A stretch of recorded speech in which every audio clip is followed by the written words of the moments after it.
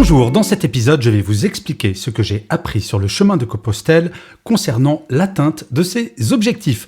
Je suis Gaël Châtelain-Berry, bienvenue sur mon podcast Happy Work, le podcast francophone le plus écouté sur le bien-être au travail. N'hésitez surtout pas à vous abonner sur votre plateforme préférée, cela va vous prendre 2 secondes. Cela fera que Happy Work durera très longtemps. Et enfin, de vous à moi, ça me fait super plaisir. Alors, vous ne le savez peut-être pas, mais cet été, j'ai fait le chemin de Compostelle du Puy-en-Velay jusqu'à Santiago.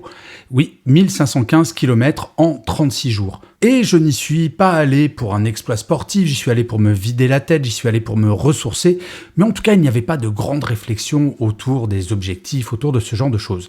Par contre, quand je suis revenu sur Paris, c'est là où les choses ont changé.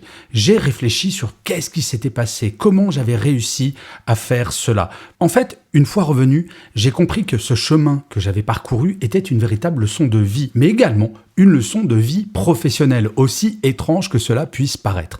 Et je vais vous expliquer pourquoi. Quand on part du Puy-en-Velay, l'idée est d'atteindre Santiago. Santiago, 1515 km plus loin. Autant vous dire que si tous les jours, on se focalise sur cette distance quand on part, on se dit, mais c'est pas possible.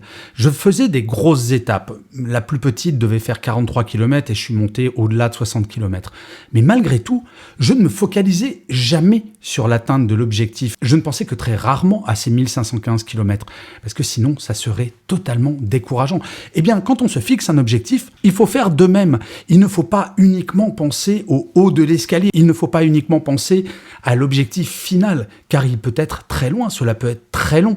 Et donc, il faut avancer étape par étape. Et la deuxième leçon, c'est celle-là. C'est une étape après l'autre. En fait, le matin, quand je me réveillais, je ne pensais pas aux 1515 km, je pensais à l'atteinte de mon objectif du jour. Je savais que d'atteindre cet objectif du jour, qui se situait donc entre 42 et 60 ou 70 km, eh bien, celui-là était très atteignable. Il était très court terme, il était très mesurable.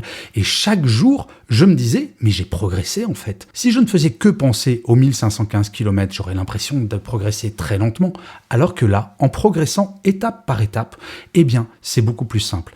Si vous avez un gros projet, eh bien, découpez ce projet en étapes intermédiaires qui vont faire que tous les jours, vous pourrez vous dire « oui, j'ai progressé ». Et c'est très motivant. La troisième chose, et qui est également très importante, c'est chaque jour de se féliciter, d'être fier d'avoir atteint son objectif. Certes, tous les jours, ce n'est pas l'objectif final, mais chacune de ces étapes nous rapprochant de l'objectif final, on a le droit de se dire bravo. Mais oui, on a réussi quelque chose. On a réussi quelque chose qui nous rapproche de ce but. Et en cela, c'est extrêmement satisfaisant. Et enfin, la quatrième leçon, c'est que en cas de coup de mou, il faut se rappeler cet objectif final. Non pas la distance, mais se dire « oui, c'est dur aujourd'hui, mais je sais que mon objectif, c'est d'arriver à Santiago. Mon objectif, c'est de voir cette cathédrale. Mon objectif, c'est de faire ces 1515 km peut-être. » Et ça, c'est remotivant. Parce que, on va pas se mentir, il y avait des étapes qui étaient extrêmement dures, où je souffrais physiquement, parfois moralement.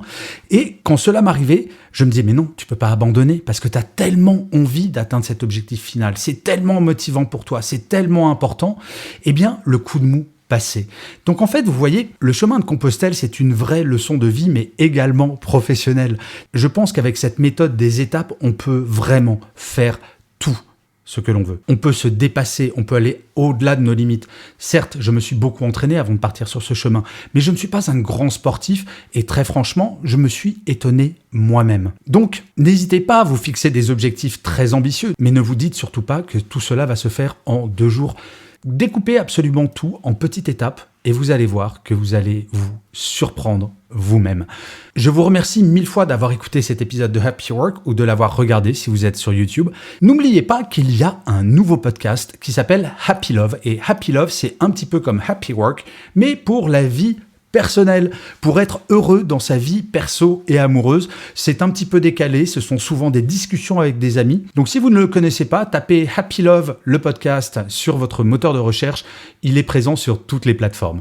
Je vous remercie 1000 fois. N'hésitez pas à partager, à mettre des commentaires, à mettre des étoiles, des pouces levés si vous êtes sur YouTube. Je vous dis rendez-vous à demain et d'ici là, plus que jamais, prenez soin de vous. Salut les amis.